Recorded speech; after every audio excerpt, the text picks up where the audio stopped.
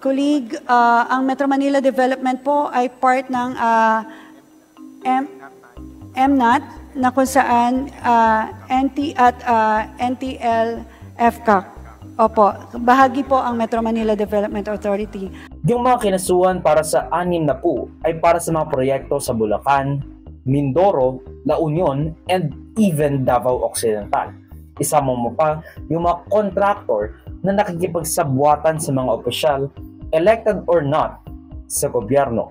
In-announce din ni Secretary Vince Dizon ang paglagda ng isang order na nagbababa ng presyo ng mga construction materials sa gobyerno na apparently lumobo ng at most 75% ayon kay Secretary Dizon, or around 60 billion pesos ang maaaring maging savings ng gobyerno sa mga gastusin sa infrastruktura. Para naman medyo, Remulla seems to be in the middle, unlike Trillanes, which was already seen prejudicially na, attack dog ng liberals or something like that.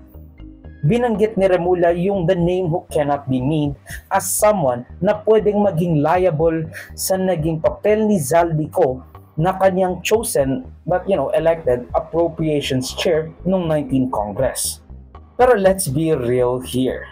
Alam nating hindi yun mangyayari. It's just lip service para masabing hindi lang sila pumipili ng ilalaglag at kakasuhan. Kung makasuhan man si Romualdez, ibabasura rin yung ganyan.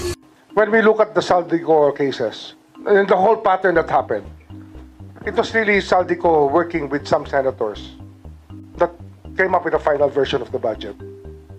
And the plan was laid out there.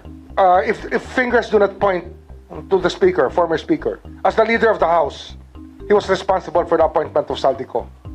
Although Zaldico was elected on the floor, everybody knows that it was the speaker's choice.